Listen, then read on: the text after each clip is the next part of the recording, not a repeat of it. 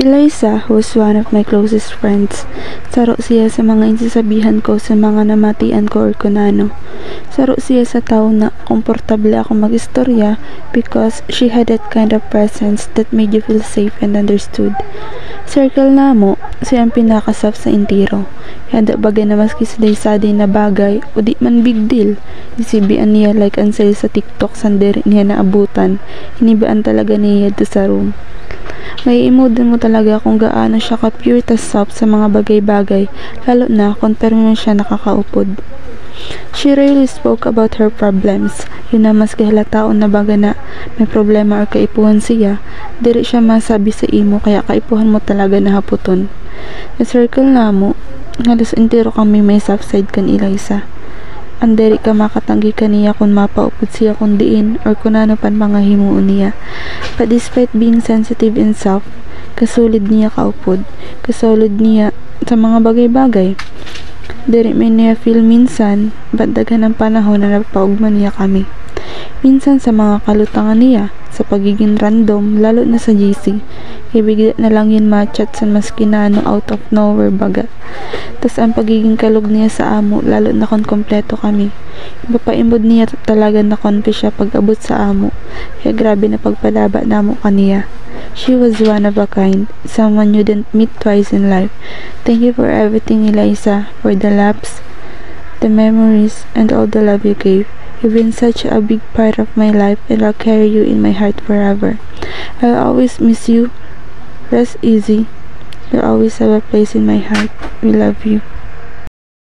Eliza was a friend of mine na sobrang easy to deal with. She was the type of person na di mo kailangang pag-effortan makasama. Kasi kumbaga, sa kanya pa lang, magana agad ang loob mo. She was always smiling, tahimik lang, very demure, and you really feel how soft and pure her heart was. Kahit hindi siya ganun kaingay, she had this quiet presence that made everyone feel safe and calm. Si Eliza is sa mga barkada ko na mabuot, daanis makiupod, maara makiupod. Siya sa mga barkada ko na diri ko nahabuan, na kumbaga di mo matatanggihan sa mga trip niya, sa school man yun o kung sa mga lalagalag. Soft girl siya sa pagkakilala ko, soft girl na rito minsan. Naalala ko pa minsan na ko consider niya ako as circa soft girl kumbaga. She's sweet in some way and most importantly talaga is siya ang pinakarandom niyan lutang sa amo o rupod.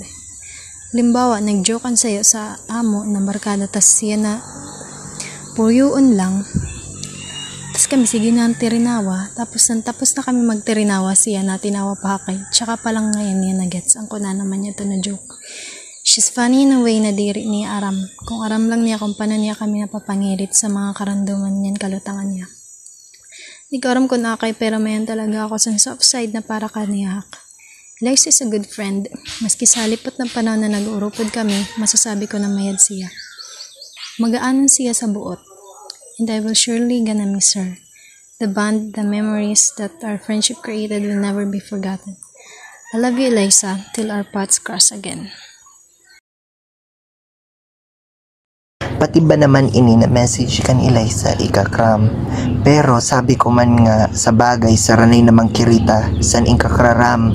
Kaintiro kita sadto ururupod sa pagkraming. Puro kita sadto sabay sa kasiyahan yan sa problema sa eskwelahan. So, hi po si Eliza, ang masasabi ko lang nakakaupod ko hak yun permi pagtiripon sang grupo o sa table pag nag-aarabay na.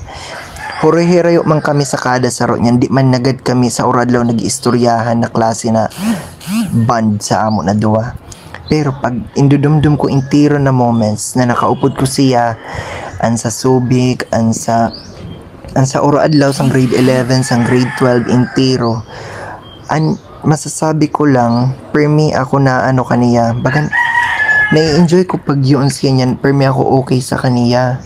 Yan, pero minsan man nga ni, an ako masasabi man, nahadok ako kaniya kay, permi, minsan baga tanga-tanga ako niyan.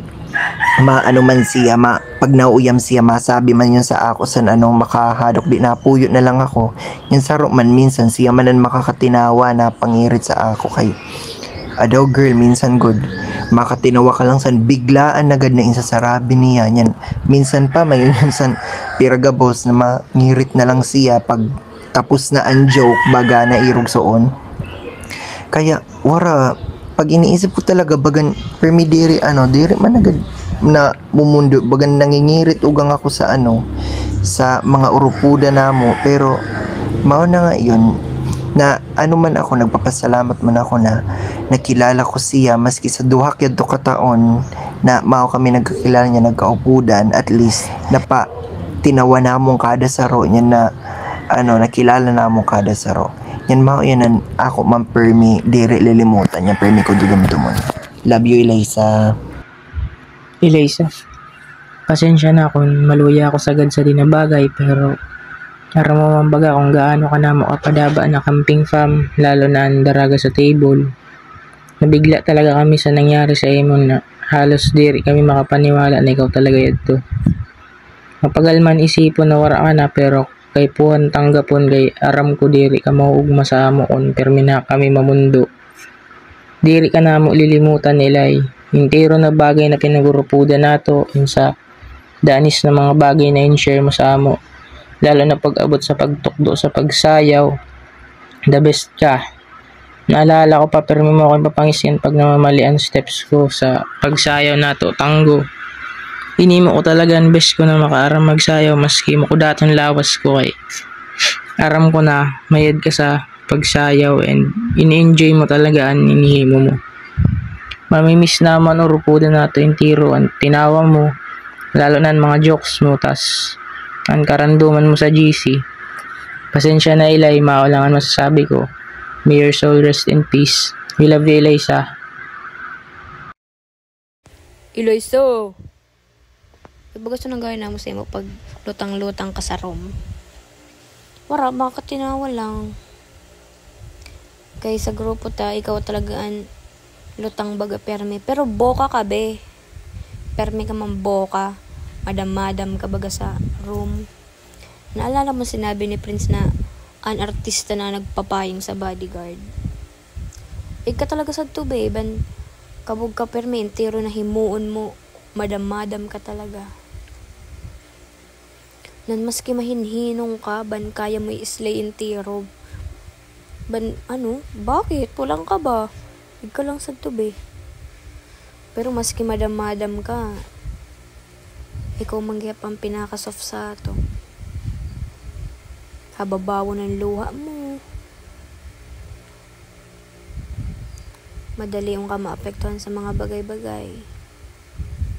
Pero at least, brave ka, diba? Na-handle mo man san maayos. Minsan, ginangarat na lang kami sa inihirimo mo kay mahiligong ka magsulo sa mga bagay-bagay. Masabi ito yung papabayaan ka na mo. Pero pasensya ka na kung sa igpasin na sitwasyon kita na magderipon.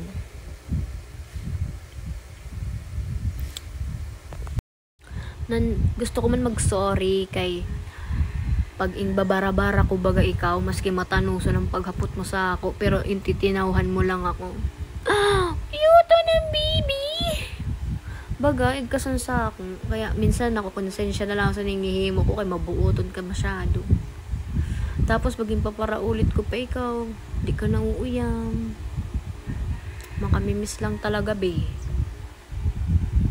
So, kung hain ka man yan, sana happy ka ha. Di mo na kami pag-isipon. Kay araman na mo na habang mo man namang mundo kami. Pero pa dayo-dayo Ilay, natatanggap naman namo. Pero masakit lang talaga sa una. Nakakaya man. Gabayan mo na lang kami be, talaga. Permi ka na maging maugma dun. Wala ka na problemahon. Pero magre-reparo maghihap kami sa imo. Pero may man kami mag-update sa imo, maski wala ka na. updated ka manggap sa mga ganap be, ayaw kahaghag talaga. Magluway ka lang ha kung hain ka man niyan, kay maluway man kami kung hain kami niyan. Bakla, miss na miss ka na mo. Be ka na huma kay Bailey na. Tuda ka palang san ka sayaw sa prom. Marasa pa.